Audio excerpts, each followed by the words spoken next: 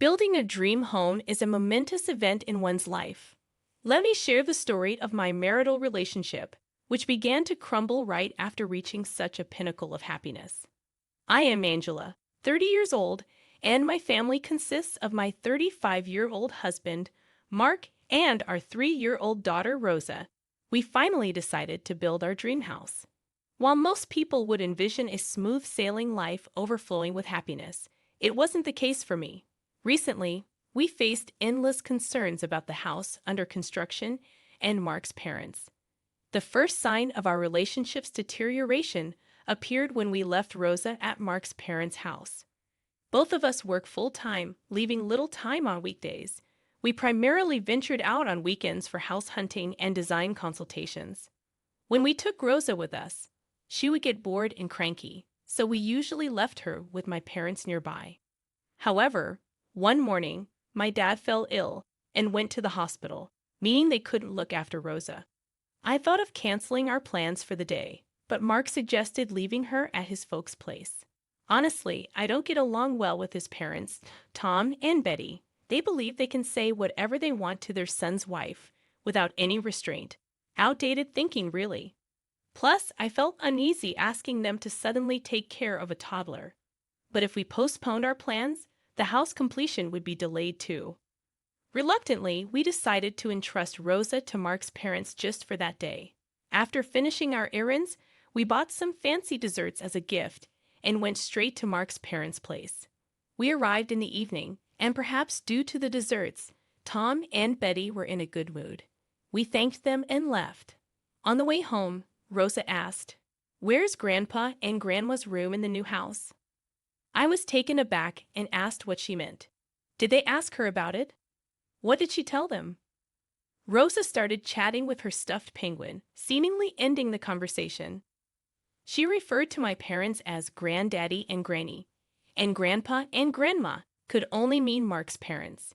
Maybe they're curious if they'll have a room when they come over, I thought back then. Since then, Mark's parents often started visiting during weekday evenings and holidays, specifically when we were home. Currently, to save money for our new house, we're living in an old, small rented apartment.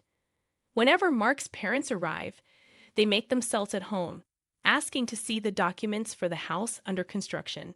Before I could object, Mark would happily show them, enthusiastically explaining everything. It's irritating enough that they come over so frequently. Then Betty would shoot rapid-fire questions, mostly at me, just like a congressional hearing. It's not Mark who's in the hot seat. It's me. Somewhere, the speaker is raising his voice. "Mrs. Angela, looking at these plans, the location of the kitchen is not practical, right? Please change it, and we need more living rooms." Everyone, when they age, finds living rooms comforting. Plus, having only one kid's room. What if you have another child? I'm sorry, that last bit was a joke.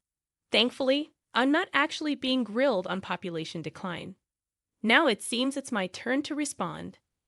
Mrs. Betty, based on discussions with my spouse and following the proper procedures, we've already consulted with the contractors and foundation work has started. Any changes to the layout are now impossible. Please understand? I answered, slightly irritated. Then came the barrage of questions about furniture and appliances. Betty claims to be a home expert. I have a lot of friends, and I've visited various homes, observing various rooms in detail. With my refined eye, I can immediately tell if a room is cozy or if the furniture has good taste. This house, this room, not good at all. It'll bring bad luck, and your work will suffer. It's the worst, she said. She's got some nerve. She's like a pesky mosquito. Betty was so annoying that, in jest, I almost said, "How about making it a two-family home? And we split the costs." Just kidding, but then his parents were furious. "You expect us to pay? How disrespectful. A two-family home? I hate the idea. It feels too distant and lonely." They left in a huff that day. Good riddance. Who needs parents like them anyway?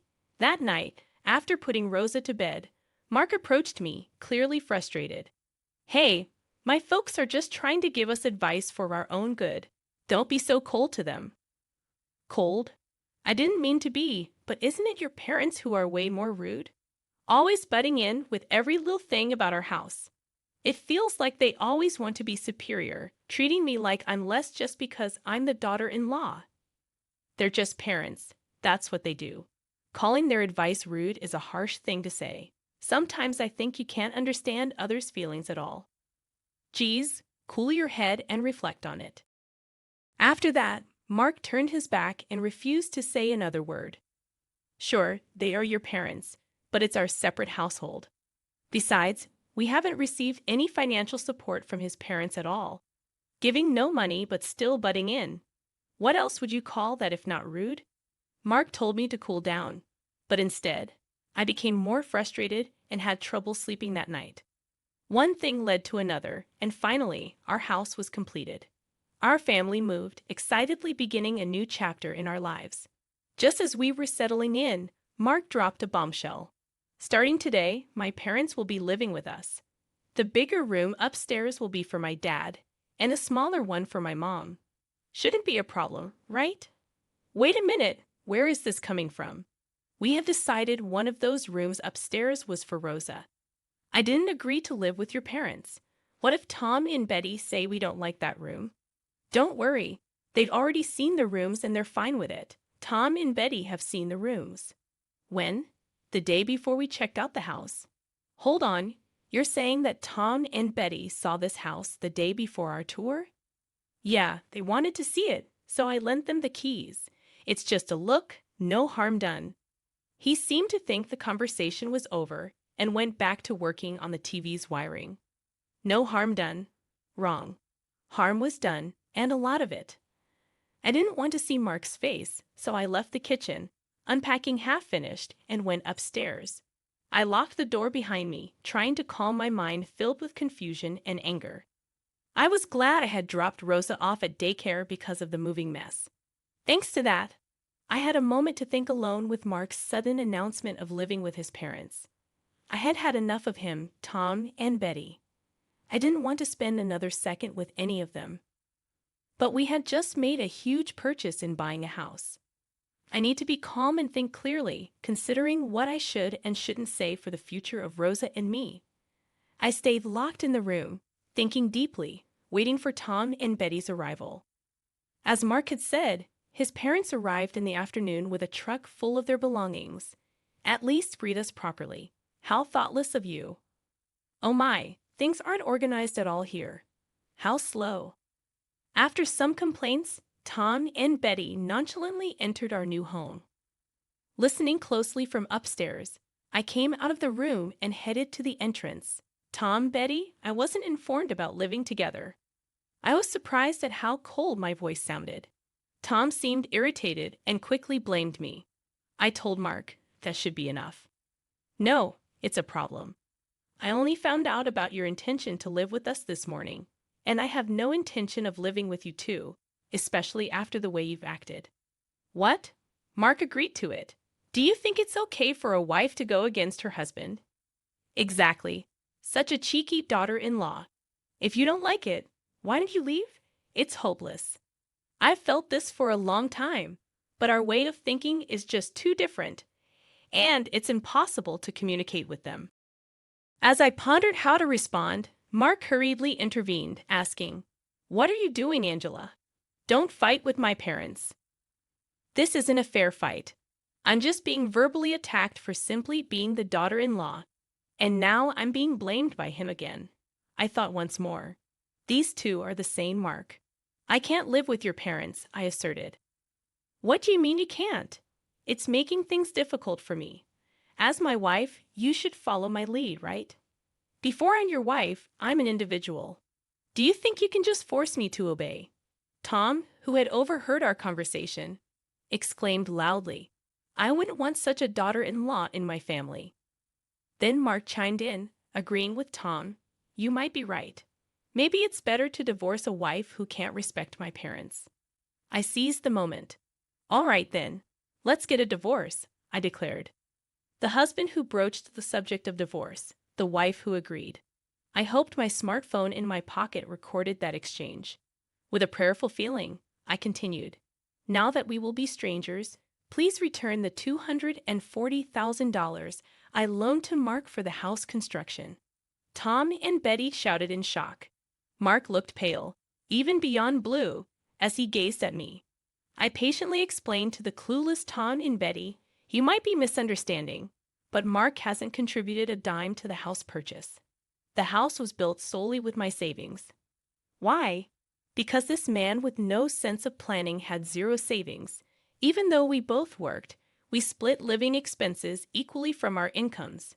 We had an agreement to save the remainder in our individual names. But this man wasted his money and saved nothing." Hey, Angela, there's no need to go that far," Mark protested. "It's all true. And yet, when we discussed buying the house, you were adamant that the house be in your name. I do have the loan agreement. You can't pretend it didn't happen," I stated firmly. "No way." Leaving them struck, Mark and his parents were there. I swiftly packed my valuables, clothes, Rosa's favorite toys, and clothes into suitcases and bags. Holding Rosa's beloved stuffed penguin and clothes, I loaded everything into my compact car and quickly drove off, saying goodbye to our newly built home. I then picked up Rosa from the daycare and headed to my parents' house. My parents, in their casual wear, were quite surprised to see me suddenly arrive with loads of baggage. "It's sudden. And if it's inconvenient, I'll just stay in a motel." Hesitantly saying this, my parents rushed to stop me. I later learned that they were worried I might have done something rash with Rosa. In reality, it was the opposite. I had sworn to protect her at all costs. For now, I explained everything to my parents about wanting to split from the worthless Mark and my desire to raise Rosa on my own. My parents promised full support and suggested I stay with them for a while. For me, a working woman, this was a very welcome offer. That evening, I documented everything that had transpired with him and his parents. I also saved the audio recordings of our conversations from my phone to my computer and an external drive. With this evidence in hand, I used my paid leave and weekends to visit several law firms. Finally, I found a trustworthy attorney and officially hired them. Busy days followed, and before I knew it, a week had passed since the day I left our new home. That day after work, someone was waiting for me. It was Mark. I'd like to call him my ex-husband, but sadly, on paper, he's still my husband. I didn't want to talk to him, but I was scared he might lash out. Seeking a public place, we both entered a cafe. I discreetly turned on the recording function on my phone. I calmly asked, "Did you want to talk about something?" "Yeah, about the house." "I'll give it to you, Angela. I'll change the title. In return, can we consider the debt settled? I can't live in that house anymore. Tom and Betty stepped into it before us, didn't they? Why get hung up on such details?" "It's not a minor detail to me. I can't accept it," I replied. I took a sip of my coffee, examining him. His hair was a mess, his beard unshaven, and he looked exhausted. His suit seemed to have not seen an iron or a cleaner for a while. He looked worn out, and I wondered what his life had been like. "Please, Angela, I can't pay back such a huge amount so easily. You knew it was a huge amount when you borrowed it, right?" I even suggested that the house title could be in both our names or just mine. "Remember, you insisted it's my house. It has to be in my name." "That's because I wanted to feel like the owner. As for the divorce, I wasn't serious. I just said it to dare you." "Why did you take it seriously?" "I am serious. I've had enough, and I will divorce you for sure. Not just because you lack responsibility, but I can't deal with such rude parents like yours. I can't believe it. Rosa is waiting for me, so if we're done, I'll leave." "Wait. I'll be the one taking Rosa." His words sent chills down my spine. When I got home, I asked my parents to be cautious so that Rosa wouldn't be forcibly taken away. A few days after his visit, I received a call from the daycare that people who seemed like his parents, Tom and Betty, had shown up. I left work early and rushed to the daycare. Fortunately, I had informed the daycare in advance, so they had Tom and Betty wait in a separate room. They made sure Rosa didn't see them. When I entered the room where Tom and Betty were, I was immediately yelled at. "Give back our granddaughter, you thieving cat." "What do you mean by thieving cat? I haven't stolen anything," I responded. "If you're not a thief, then you're a scammer. You must have done something shady to get all that money. There's no way someone your age has that much," Tom accused. "No, the money I lent to Mark was all mine. It's money I'd earned fair and square. It's my own savings combined with gifts from my parents and grandmother." "What gifts?" "Yes, every year they transfer an amount that wouldn't incur gift tax into my account. The total amount, combined with the money from selling stocks in my name and my savings, is what I lent him." "I can't believe all that money was really yours. Didn't you guys give Mark any gifts while he was alive?" "It's not too late to start," Tom granted, unable to respond. His parents were known for being showy and loved luxury more than anything. They were just regular workers with no passive income, so they likely didn't have much saved up. It was clear they hadn't even thought about gifting any money to their son. "I'm sorry, but I'm divorcing Mark. I'll be taking Rosa and raising her. Please don't come to the daycare anymore," I declared. With that said, I quickly drove Rosa back to my parents' house. Despite my warning, Mark and his parents showed up several times. Each time, I tried to handle the situation calmly, but there were instances when they'd grab me or shout verbal abuses. I recorded all of these encounters on my phone. About a month after I left our new house, I sent a formal letter through my lawyer demanding repayment of the debt and an agreement to divorce.